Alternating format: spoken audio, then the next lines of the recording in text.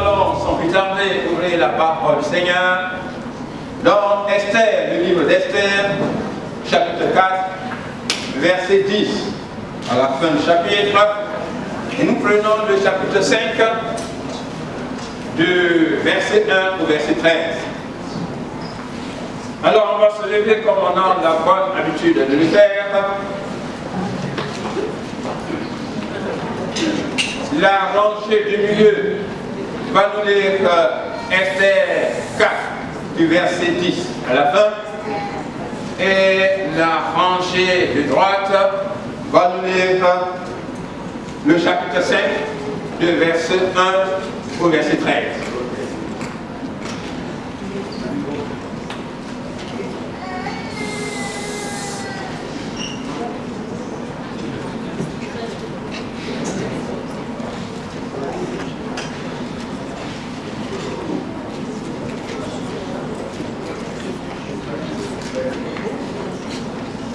Alléluia. J'ai dit la parole pour Esther, chapitre 4, verset 1. Esther chargea d'aller dire à Mardochée: tous les serviteurs du roi et le peuple des provinces du roi savent qu'il existe une loi portant peine de mort contre quiconque, homme ou femme, entre le roi dans la cour intérieure sans avoir été appelé. Celui-là seul a la vie sauve, à qui le roi tend le sceptre d'or. Et moi, je n'ai point été appelé auprès du roi depuis 30 jours. Lorsque les paroles d'Esther eurent été rapportées à Mardochée fit répondre à Esther: ne t'imagine pas que tu seras seul entre tous les Juifs, parce que tu es à la maison du roi. Car si tu te tais maintenant, le secours et la délivrance surgiront d'autre part pour les Juifs.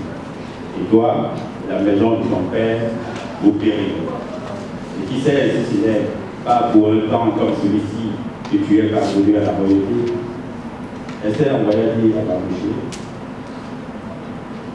va, rassemble tous les Juifs qui se trouvent à suivre et jeûner pour boire, sans manger ni boire pendant 3 jours, ni la nuit, ni moi aussi, je jeûnerai de même avec les servantes, puis j'entrerai sur le roi, malgré la loi, et si je dois périr, je périrai. Mardochée s'en alla et fit tout ce qu'Esther lui avait ordonné. Amen. Chapitre 5, verset 1 à 13, volontaire ici. Esther 5, verset 1 à 13. Le 3e jour, Esther mit ses vêtements royaux et se présenta dans la cour intérieure de la maison du roi, devant la maison du roi. Le roi était assis sur son trône royal dans la maison royale, en face de l'entrée de la maison. Lorsque le roi vit la reine Esther debout dans la cour, elle trouva grâce à ses yeux. Et le roi tendit à Esther le sceptre d'or qu'il tenait à la main. Esther s'approcha et toucha le bout du sceptre. Le roi lui dit: qu'as-tu, reine Esther, et que demandes-tu? Quand ce serait la moitié du royaume, elle te serait donnée. Esther répondit: si le roi le trouve bon, que le roi vienne aujourd'hui avec Haman au festin que je lui ai préparé. Et le roi dit: allez tout de suite chercher Haman, comme le désire Esther. Le roi se rendit avec Haman au festin qu'avait préparé Esther. Et pendant qu'on buvait le vin, le roi dit à Esther: quelle est ta demande? Elle te sera accordée. Que désires-tu? Quand ce serait la moitié du royaume, tu l'obtiendras. Esther répondit: voici ce que je demande et ce que je désire. Si j'ai trouvé grâce aux yeux du roi, et s'il plaît au roi d'accorder ma demande et de satisfaire mon désir, que le roi vienne avec Haman au festin que je leur préparerai. et demain je donnerai réponse au roi selon son ordre. Aman sortit ce jour-là, joyeux et le cœur content. Mais lorsqu'il vit à la porte du roi Mardochée qui ne se levait ni ne se remuait devant lui, il fut rempli de colère contre Mardochée. Il sut néanmoins se contenir et il alla chez lui. Puis il envoya chercher ses amis et Zeresh, sa femme. Aman leur parla de la magnificence de ses richesses, du nombre de ses fils, de tout ce qu'avait fait le roi pour l'élever en dignité et du rang qu'il lui avait donné au-dessus des chefs et des serviteurs du roi. Et il ajouta: je suis même le seul que la reine Esther ait admis avec le roi au festin qu'elle a fait. Et je suis encore invité pour demain chez elle avec le roi. Mais tout cela n'est d'aucun prix pour moi, aussi longtemps que je verrai Mardochée, le juif, assis à la porte du roi.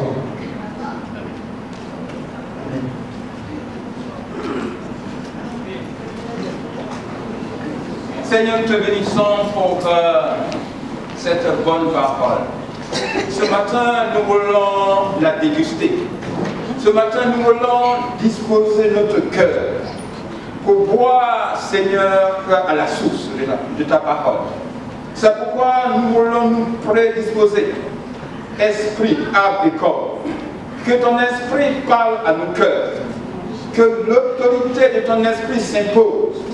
Et que, Seigneur, la chair disparaisse. Et que, Seigneur, ton nom soit glorifié. Nous voulons, Seigneur, ta direction. Nous voulons la compréhension des vérités bibliques. Béni sois-tu au nom de Jésus. Amen. Alléluia. Nous avons jeûné pendant tout le mois de janvier. Et cela pour des objectifs bien précis. Personne ne s'est engagé dans ce jeûne pour rien. C'est pour atteindre un but. C'est pour voir Dieu agir. C'est pour voir la révélation de Dieu. L'Église entière s'est engagée pendant un mois de jeûne de prière. Nous vous avons exhorté pour que chacun puisse s'approcher de Dieu. Pour que le ciel puisse s'ouvrir pour l'Église de Dieu. Pour que le ciel puisse s'ouvrir pour chaque enfant de Dieu ici. Alors, nous avons fini ce jeûne de prière. La question qu'on peut se poser, que Dieu peut se poser, que quiconque peut se poser, c'est que quel fruit chacun a-t-il reçu de ce jeûne de prière? Quel fruit chacun a-t-il cueilli de ce jeûne de prière? Nous venons de lire cette bonne parole qui concerne la reine Esther.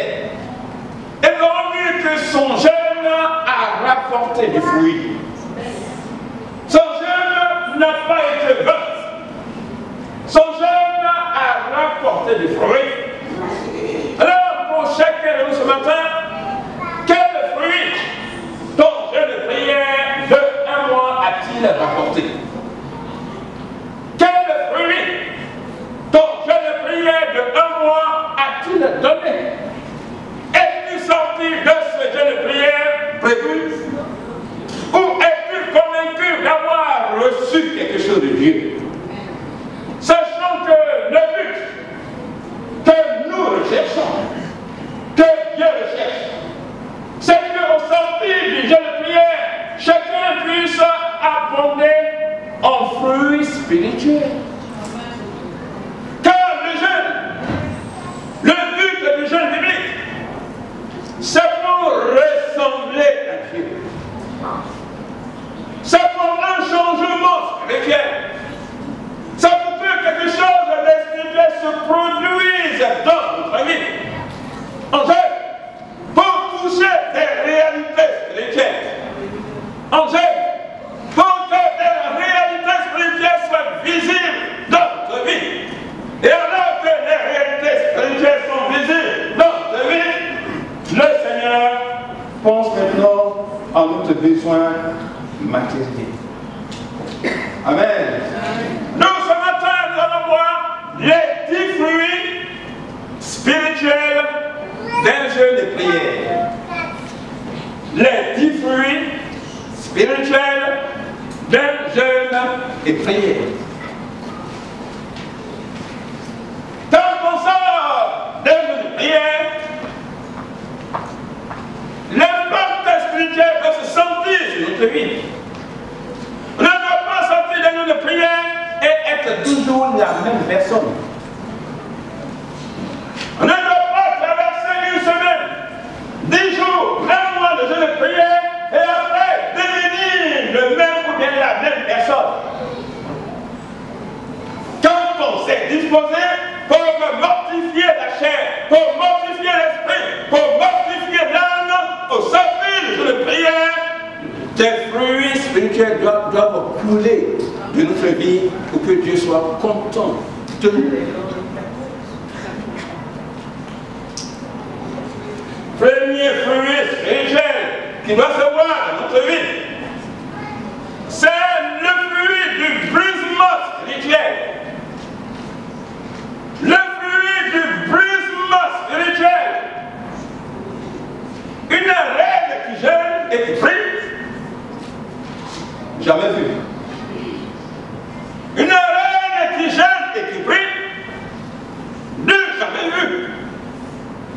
Une reine qui descend de son trône et s'humilie pour chercher Dieu, bien aimé, jamais vu. Le jeûne, la circonstance, a brisé littéralement la reine Esther. Elle a compris une chose fondamentale. Elle a compris qu'il faut descendre de son piédestal. Elle a compris qu'il faut descendre de son trône.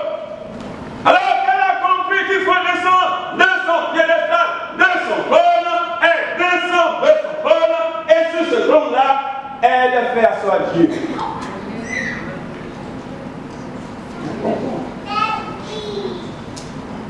Dis que Dieu, c'est toi qui es digne de posséder, d'être assis sur le trône de la reine que je suis. Moi, je descends.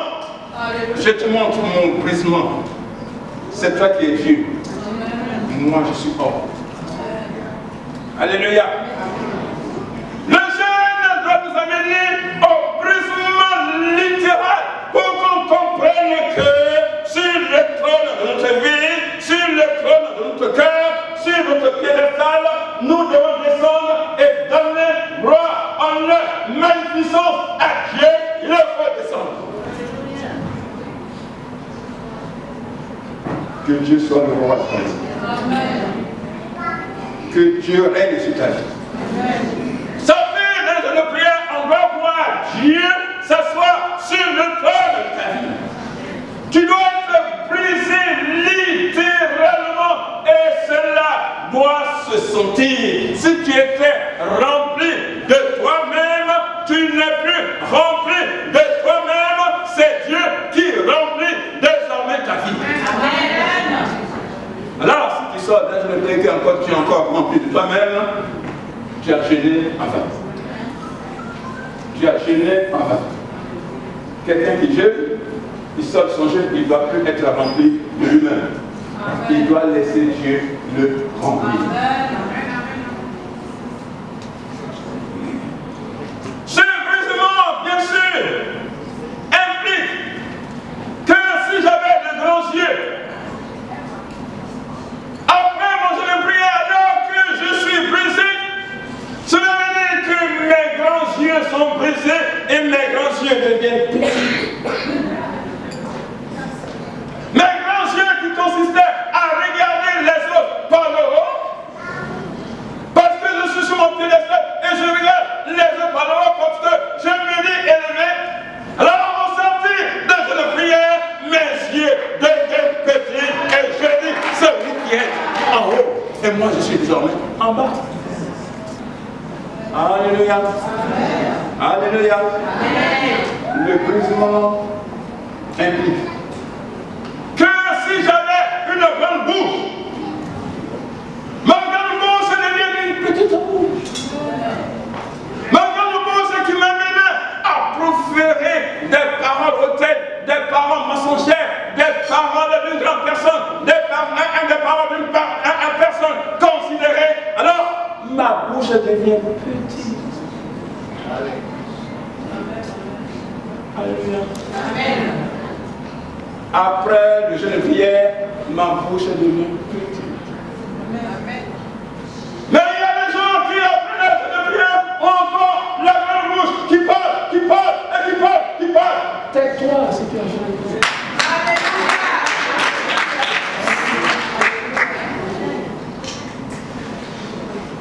Le brisement implique que si j'avais une grande langue, ma langue devient maintenant petite après le jeûne de prière. Parce que la grande langue amène à critiquer.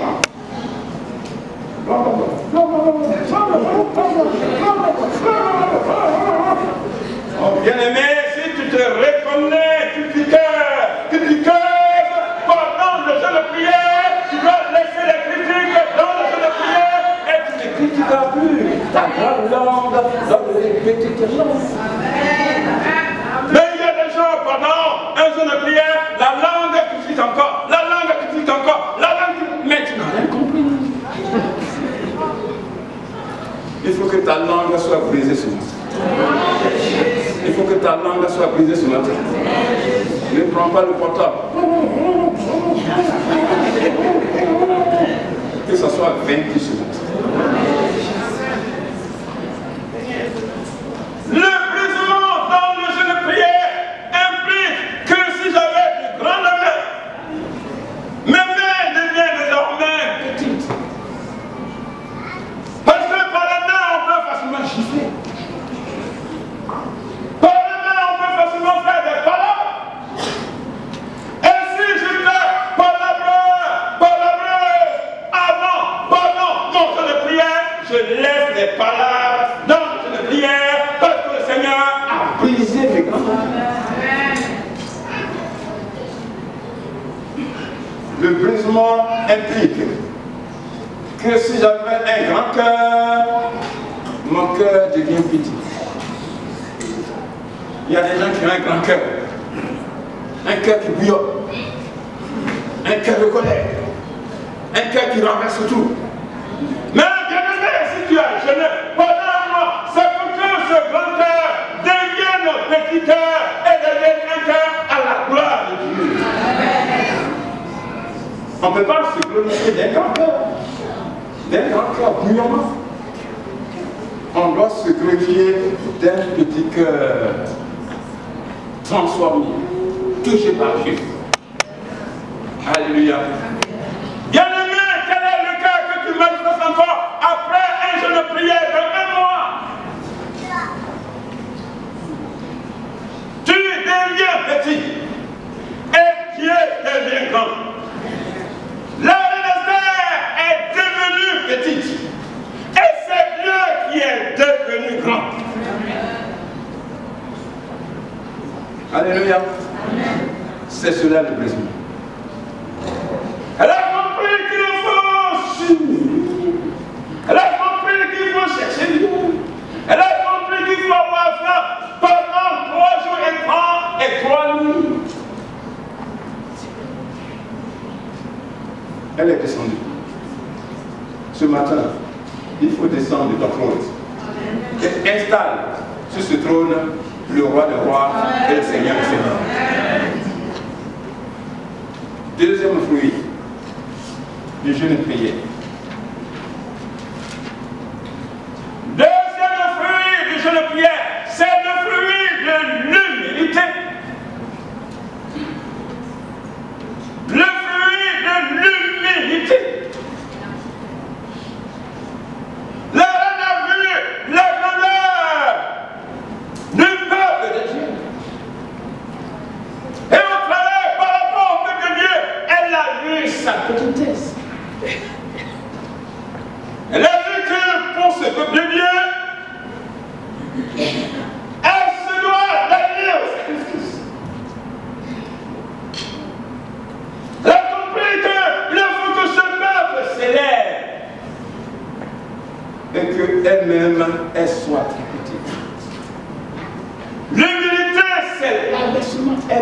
l'abaissement. L'humilité, c'est aimer l'abaissement.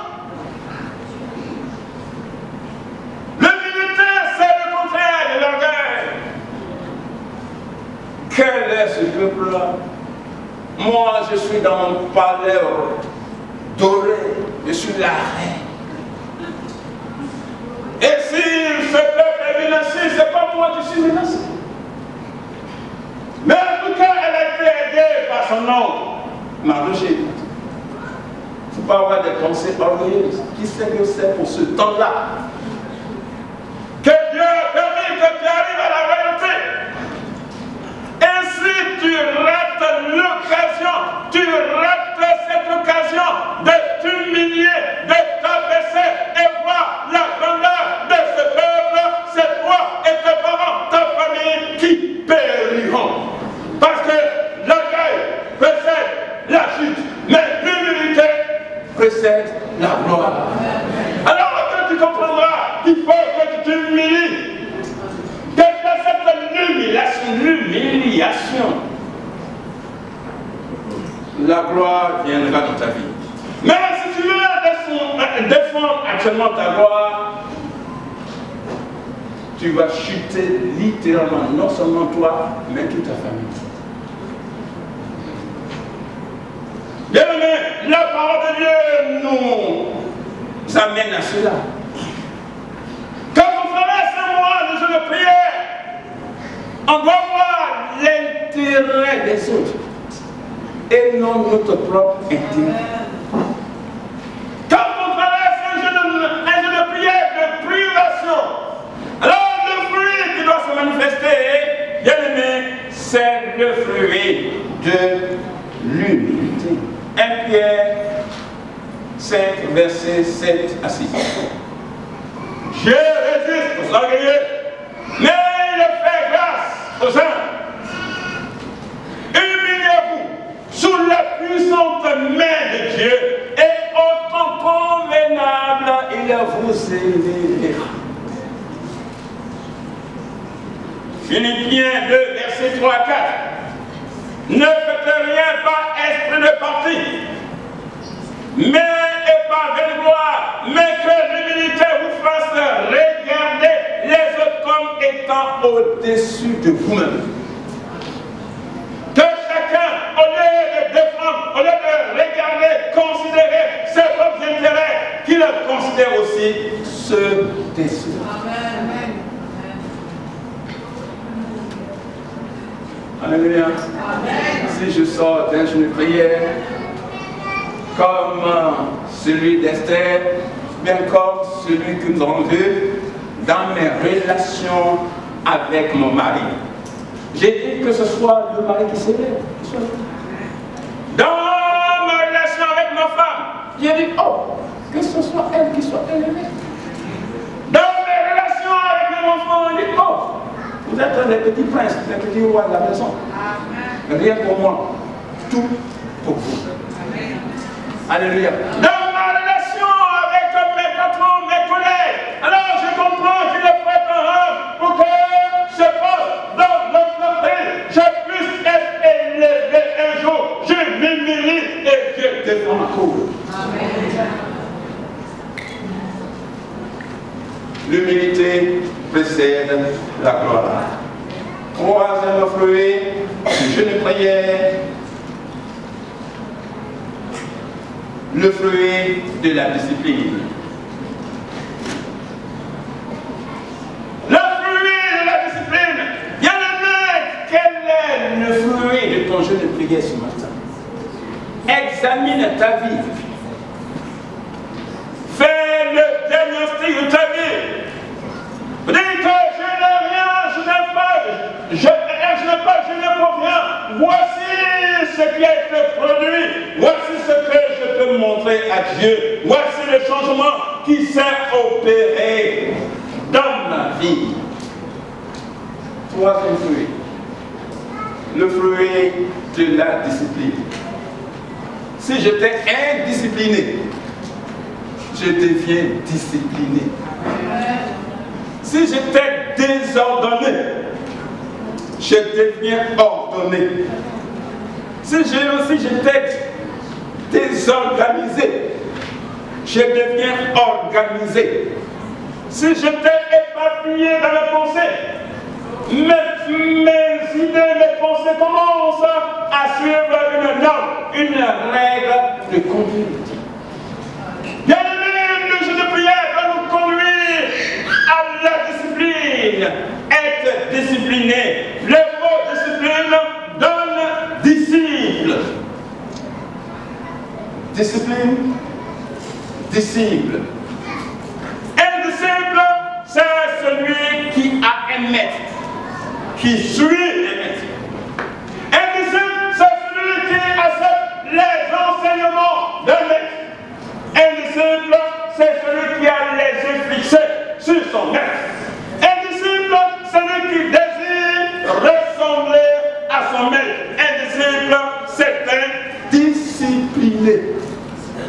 Il est discipliné par rapport à l'enseignement qu'il reçoit de son maître. Il est discipliné par rapport aux règles enseignées par son maître. Et il les met littéralement en pratique. Nous sommes les disciples du Seigneur Jésus. Tu es le disciple du Seigneur Jésus. Au terme d'un jeu de prière, ta pensée doit être qu'il faut que je ressemble à mon Seigneur, à mon Maître, le Seigneur Jésus-Christ. Il faut que je mette littéralement, strictement en pratique sa parole. Il faut que je puisse ressembler à Jésus. La reine Esther a compris qu'elle est disciple de Dieu. Et en tant que disciple de Dieu, elle doit révéler le caractère de Dieu. Il faut qu'elle devienne une femme de prière. Une femme de prière. Disciplinée, la discipline engage à une vie de prière. Alors comment on n'arrive pas à prier, mais on comprend que ma relation avec Dieu dépend de l'intensité de ma vie de prière. Une vie disciplinée par la prière. Je comprends aussi que ma vie disciplinée doit m'engager à l'écoute, à la lecture, à l'écoute de la parole de Dieu. Je dois me discipliner à lire la parole de Dieu pour connaître davantage mon Seigneur, mon Maître, de qui je suis le disciple. Sortir d'un jeu de prière, ça me discipline à lire chaque jour la parole de Dieu. Sortir d'un jeu de prière, ça me discipline à prier chaque jour.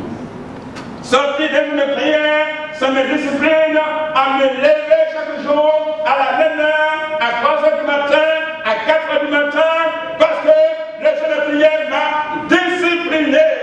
Et si je sors de ce jeu de prière sans vie de prière, je me suis moqué de mon Dieu, j'ai fait semblant, j'ai fait une apparence de jeu de prière. Là, il y en a qui font une apparence de jeu de prière. Et après le jeu de prière, la Bible est jetée. Après le jeu de prière, point le programme de prière.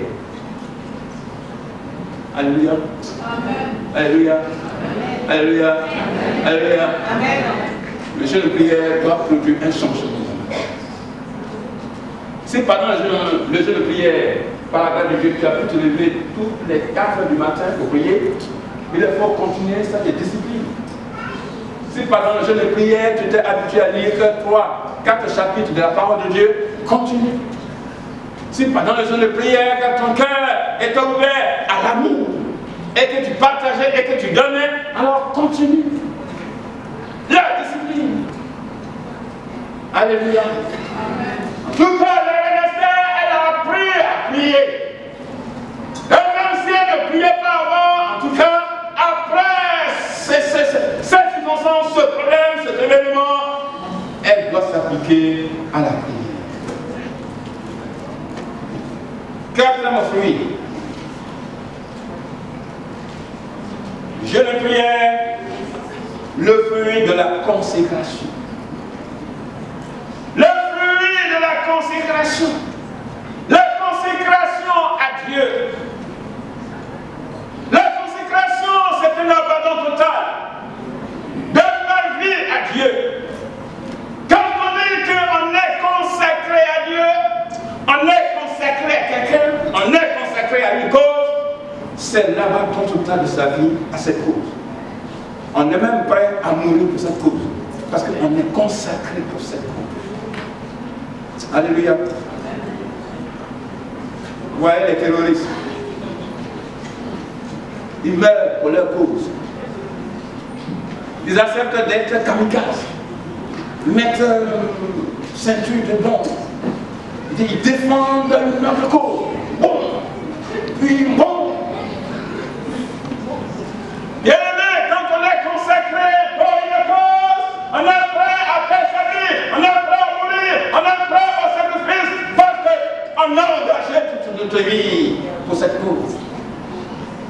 Le jeûne prière, l'esprit du jeûne prière, l'esprit que ça doit produire à nous, le fruit que ça doit produire à nous, c'est le fruit d'une entière consécration à Dieu. Être consacré entièrement à Dieu, c'est-à-dire que j'abandonne totalement ma vie à Dieu désormais. J'ai compris que Dieu seul est Dieu. Alléluia. Alléluia. J'ai compris qu'il faut donner ma vie à Dieu. J'ai compris qu'il faut se donner totalement à Dieu. J'ai compris qu'il faut s'abandonner totalement à Dieu. Donner, c'est donner et s'abandonner à Dieu.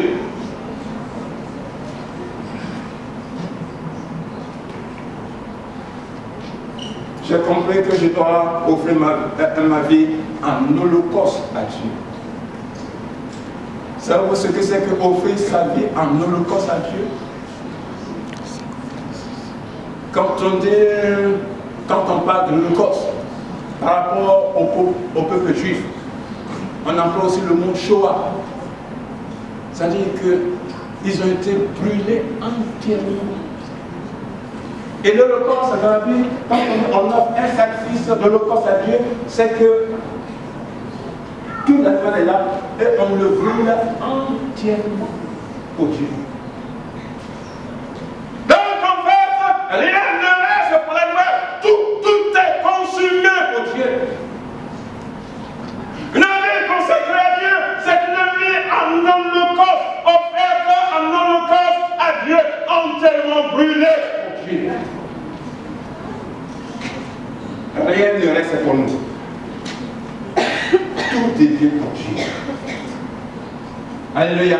Rien ne reste pour nous. Tout devient, tout est désormais à Dieu. Et la reine Esther accomplit ça.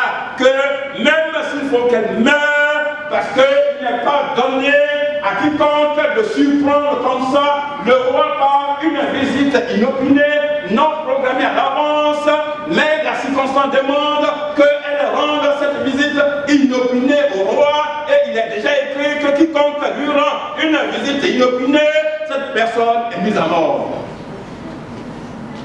Mais elle dit qu'importe. Qu'importe. Mais si je dois mourir, je mourrai. Mais il faut que j'aille devant le roi. Elle était déjà convaincue que sa vie était foutue. Amen. Alléluia. Elle était déjà convaincue que sa vie était foutue. Bien aimé, il faut que notre vie soit consacrée à Dieu. Et si notre vie est consacrée à Dieu, c'est que on n'est plus consacré au monde. On n'est plus consacré au monde. On n'est plus consacré à Satan.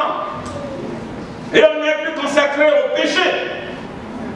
Mais il y en a qui sont encore dans la maison du Seigneur consacrés au monde. Ils sont dans le monde impien et dans l'église impienne, et ils sont à cheval sur les deux, et ils sortent de la boîte de nuit hier. Aujourd'hui, ils sont à l'église, ils passent par la Sainte-Seine, à la louange, la semaine, ils ont leur programme mondain qui n'a strictement rien à voir avec Dieu. Ils sont consacrés au monde. Bien-aimé, si tel est ton cas ce matin, choisis. Choisis. À qui tu vas être véritablement consacré. Et cela a un prix. Il faut abandonner le monde. Il faut s'attacher à Dieu. Il faut abandonner Satan. La puissance de Satan. Les fétiches, la sorcellerie. Il y en a qui viennent trafiquer dans l'église de Dieu. Et tu es là et tu trafiques dans l'église de Dieu. Il y en a qui pensent que c'est quand on va chez un marabout, un karamoko, qu'on fait la sorcellerie. Mais ton comportement même est de la sorcellerie dans la vie du Seigneur. Ton comportement même est semblable, est égal à la sorcellerie dans la maison de Dieu. Si ta manière d'être dans la maison de Dieu n'a pas pour but pour avancer l'œuvre du Seigneur, tu es en train de faire de la sorcellerie dans la maison du Seigneur.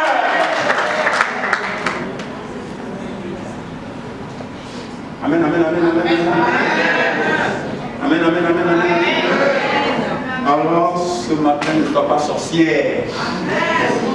Ce matin, ne sois pas sorcier. Il faut être consacré au Seigneur. Cinquième fruit. C'est le fruit de la détermination et le fruit du zèle. La reine Esther fut déterminée. Elle fut déterminée. La manière dont elle fut déterminée, c'est qu'au verset 1 du chapitre, d'abord déterminée par le fait qu'elle engage un jeu de prière. Deuxièmement, déterminée par le fait qu'au verset 1 du chapitre 5, elle prit ses vêtements royaux.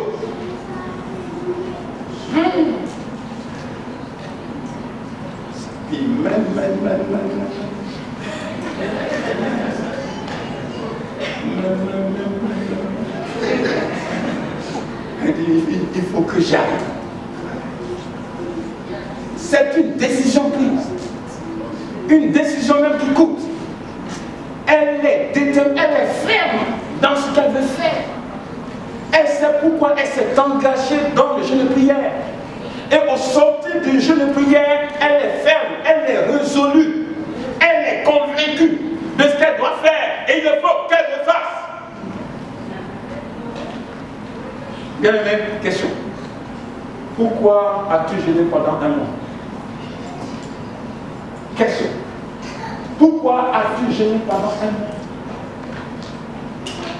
Après le 1 mois de jeûne de prière, tu dois rester déterminé sur le but, les objectifs qui t'ont engagé dans ce jeûne de prière, de voir se réaliser ces projets. Les projets que Dieu a pour toi pour l'année 2015, voir se réaliser ces projets. Projet de paix, projet d'avenir, projet de bonne espérance. Ça, c'est le projet générique. Mais pour quel projet spécifique as-tu engagé le jeûne de prière? En tout cas, la reine Esther, elle sait pourquoi elle a jeûné. Elle était déterminée. Elle était décidée.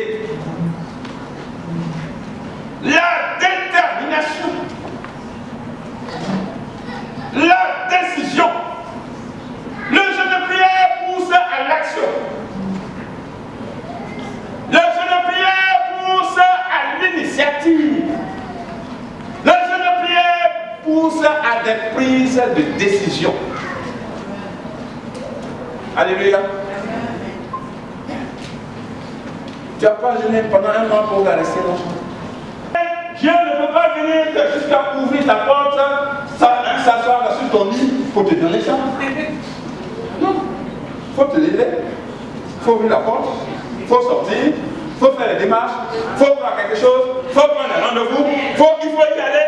Et alors que tu y ailles, alors le Seigneur t'ouvre la porte parce que tu es déterminé à ce que le problème soit résolu.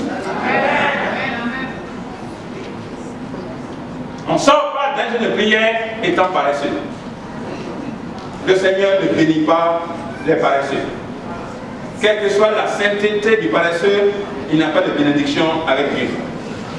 Quelle que soit la foi du paresseux, il n'a pas de bénédiction avec Dieu.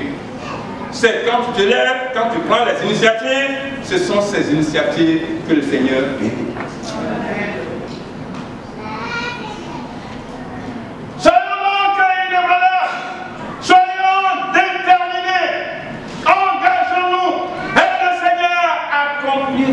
travail. Soyons zélés pour le Seigneur. Soyons zélés pour le Seigneur. Si tu as prié pour ton église, alors lève-toi, tu vas servir Dieu.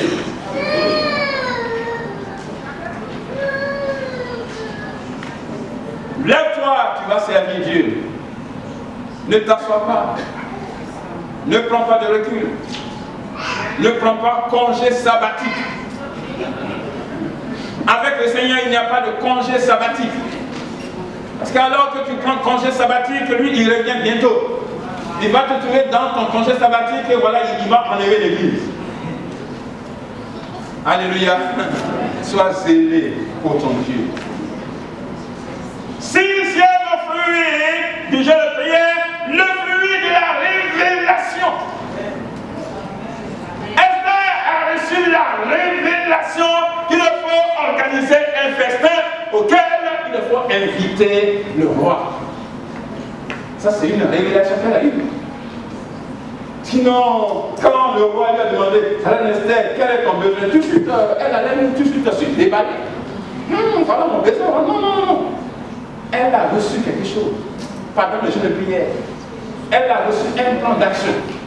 Et elle tient à ce que ce plan d'action soit appliqué, que ça ne soit pas influencé par le roi. Attendez, mon roi, je vous invite seulement au festin avec votre serviteur.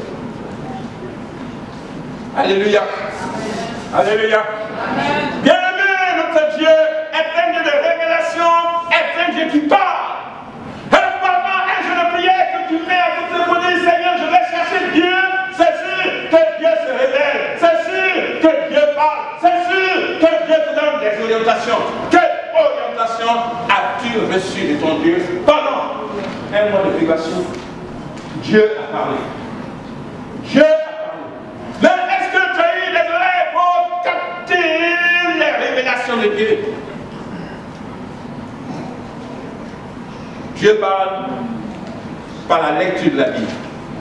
Si tu as lu la parole de Dieu pendant le jeu de prière, Dieu parle par la parole prêchée. Si pendant le jeu de prière tu as été attentif aux prédications, Dieu t'a parlé. Dieu parle par la prophétie.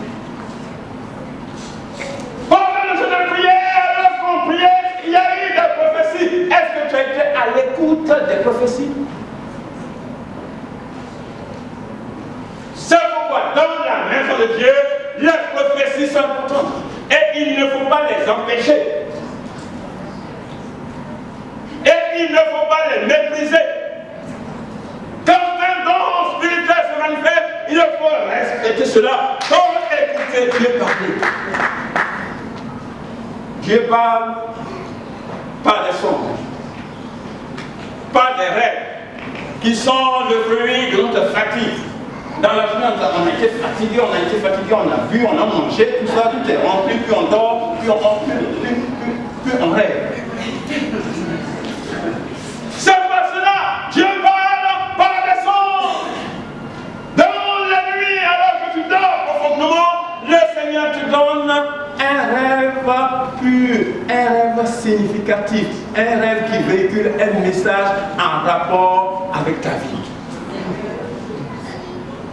Alléluia. Alléluia. Pendant le jeu de prière, pendant le moment de prière, le Seigneur parle par des visions. Visions, alors que tu ne dors pas. Mais le Seigneur te met dans un petit sommeil flash. Et là, tu as un petit rêve flash de quelques secondes. Mais quelques secondes très riches qui possèdent le message dont tu as besoin.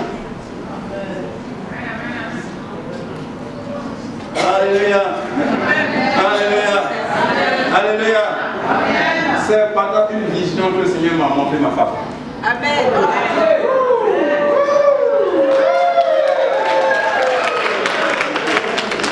Pendant une vision,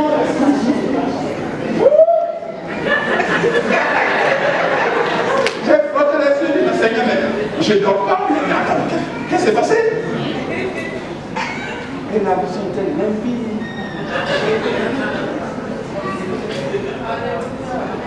C'est une heure de texte spirituel que j'avais prise et je méditais sur les sujets, et paf! Mais je ne dormais pas, j'étais assis. Mais le Seigneur m'a donné un rêve, rapido. Et il m'a montré un appartement dans lequel je rentrais. Et dans le hall de cet appartement, je vois ma soeur que je connais, qui s'appelle Mime Rose.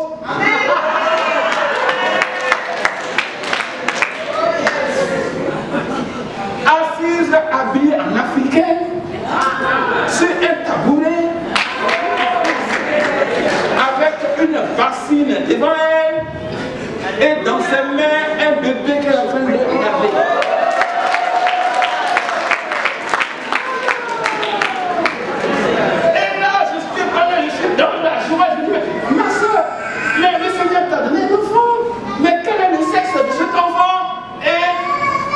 Se fait attendre.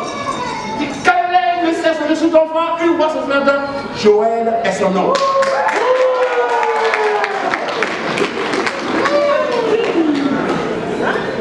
Et là, alors qu'il n'y avait rien entre elle et moi, rien du tout.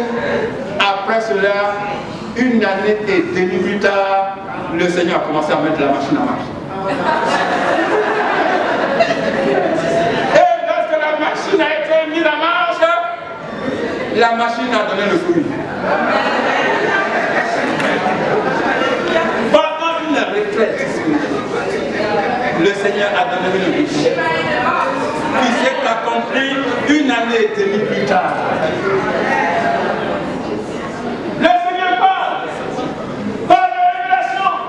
Le Seigneur parle par les anges. Le Seigneur parle par sa parole. Septième fruit, du jeûne de prière, le fruit de la foi. Le fruit de la foi. Esther a marché, a fait une démarche de foi. Je ne peux pas gagner à l'avance. Pas du tout. Elle a dit, quand le roi lui a demandé au chapitre 7, verset 3, elle a dit, accorde-moi la vie. C'est ma demande. Parce qu'elle savait qu'elle a risqué. La loi est contre qu'on supprime le roi. Donc elle connaissait déjà son sort. Donc elle dit, accorde-moi la vie. Ça c'est ma demande. C'est-à-dire ce décret-là, il faut l'annuler parce que je sais déjà ce qui m'attend. Donc il faut l'annuler. Deuxièmement, sauve mon peuple. Tel est mon désir. Ça, ce sont des demandes de foi. Ce n'était pas gagné à l'avance. Que le roi supprime le décret. Donc elle a engagé la foi dans sa demande. Sans quoi la parole de Dieu nous dit, ayez foi en Dieu. Ayez foi en Dieu. La foi vient de ce qu'on entend. Et ce qu'on entend vient de la parole de Dieu.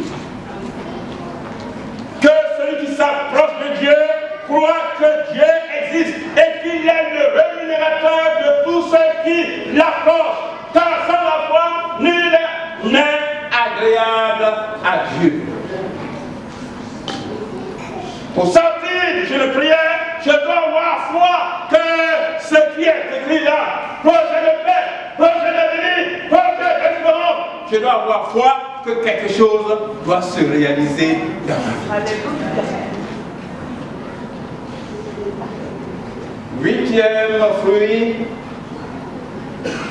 Huitième fruit du jeûne de prière, le fruit de la pièce.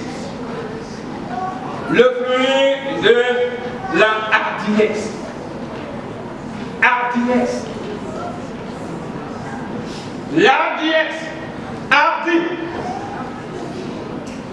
c'est ce qui ose,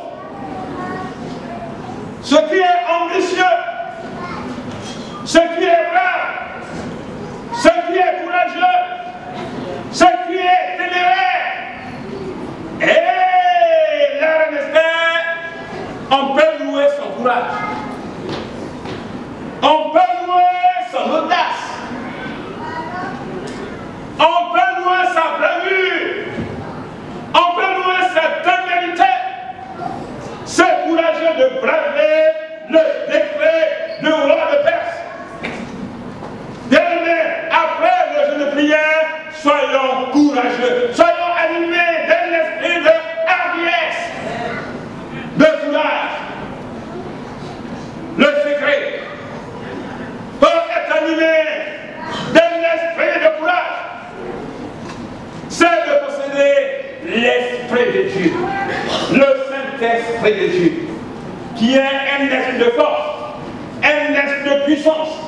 Alors que Timothée était un jeune pasteur timide, son mentor lui parle, l'esprit que Dieu nous a donné, ce n'est pas un esprit de timidité, mais un esprit d'amour, un esprit de puissance et de force.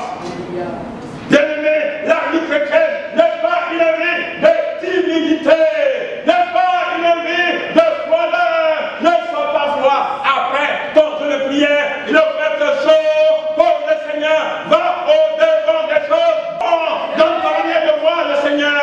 Et alors, la manière dont tu vois ce grand Dieu, le Seigneur agit.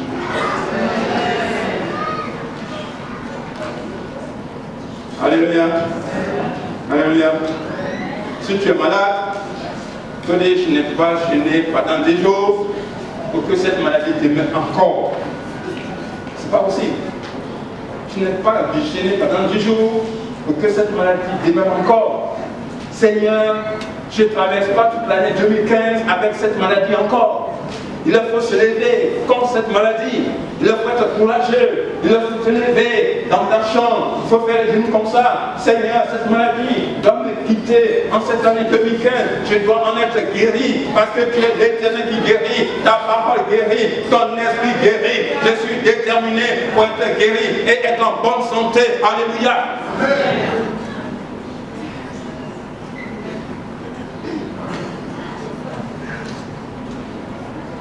Et l'esprit de force, de courage, d'audace, doit nous posséder. 8e fruit du jeûne de prière, c'est le fruit de l'autorité. 9e fruit du jeûne de prière, c'est le fruit de l'autorité. L'autorité. La reine a manifesté de l'autorité. La reine a manifesté de l'autorité. Elle n'a pas dit, puisque je suis dans le programme, alors je vais comme ça devant le roi. Non, elle a mis sur elle ses habits d'autorité. Pour que quand le roi la voit, le roi puisse être séduit. Le roi puisse voir qu'en effet, c'est la reine qui arrive. Même si elle était présentée devant le roi avec une coiffure comme ça, pour dire qu'elle est dans le problème, c'est sûr que même on ne l'aurait pas laissé entrer même devant le roi. On a la refoulée. Mais quoi? C'est la reine Esther qui s'est habillée comme ça? Non maquillée, non habillée, comme ça. Non, ce n'est pas la reine. Elle s'est mise sur ses 80, c'est comme ça, sur ses 31. Alors qu'elle s'est mise sur ses 31, bien, et qu'elle est venue devant nous. Oh, la reine Esther. Alléluia. Amen. Amen. Ah oui. On a besoin d'exercer l'autorité. Le Seigneur nous a donné l'autorité. Et il faut se revêtir de son vêtement d'autorité spirituelle.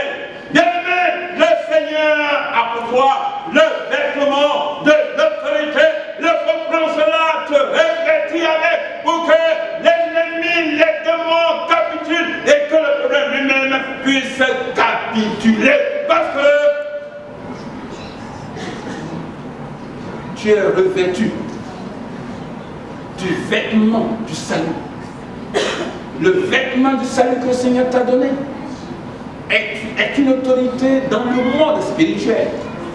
Et puisque c'est une autorité dans le monde spirituel, il faut saisir cette autorité spirituelle pour t'affirmer en tant qu'enfant de Dieu sur les problèmes que tu présentes pour que le Seigneur donne les solutions.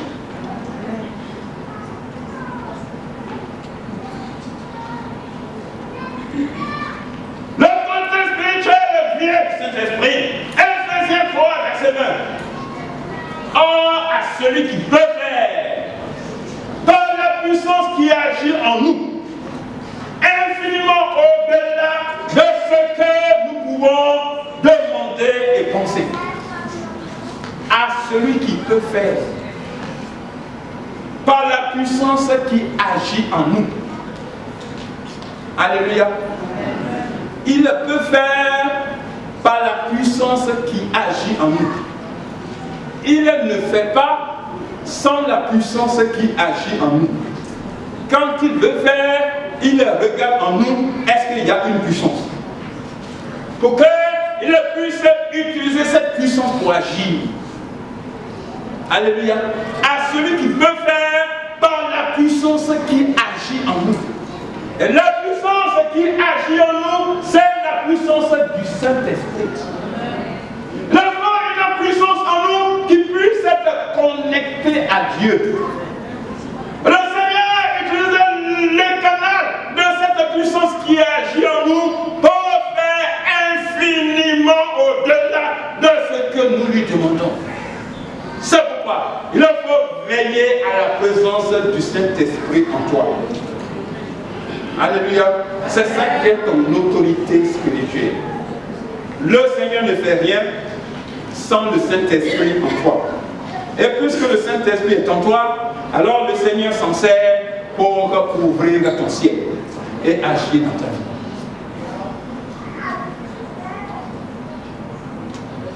Dixième fruit, je le priais, le fruit de l'obéissance. Se disposer à Dieu. Fais ce que Dieu demande de faire. La reine Esther a été placée là dans le palais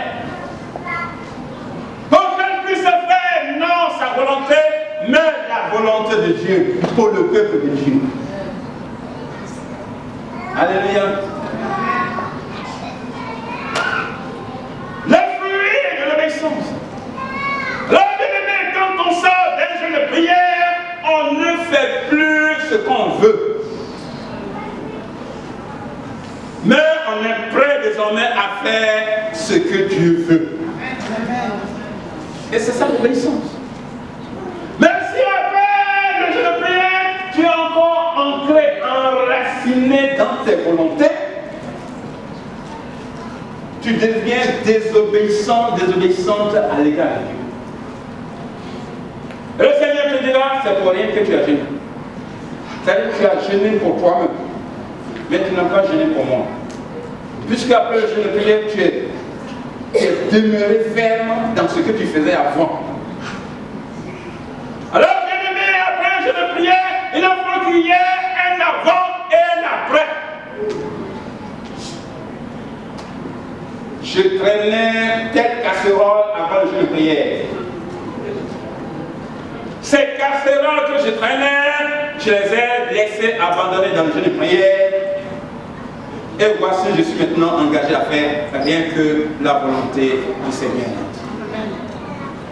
Le Seigneur dit, Jean 4, verset 34, ma nourriture est de faire la volonté de celui qui m'a envoyé. Et si tu es convaincu que c'est Dieu qui t'a envoyé dans la vie chrétienne, il faut faire désormais la volonté de celui qui t'a envoyé dans la vie chrétienne. Puisque tu ne t'es pas recommandé toi-même dans la vie chrétienne, tu ne t'es pas converti toi-même, c'est Dieu qui t'a converti. Alors, après ce jeûne de prière, décide de faire rien que la volonté de Dieu. Et Dieu te bénira. Les 10 fruits du jeûne de prière. Bien aimé, il faut les citer, il faut les mémoriser. Il faut que ces 10 fruits se voient dans ta vie. Alors tu serais convaincu quelque part que tu n'as pas jeûné un mois pour rien et que ta posture, ton attitude, ta manière d'être après le jeûne de prière touche le cœur de Dieu et tu seras béni. Amen.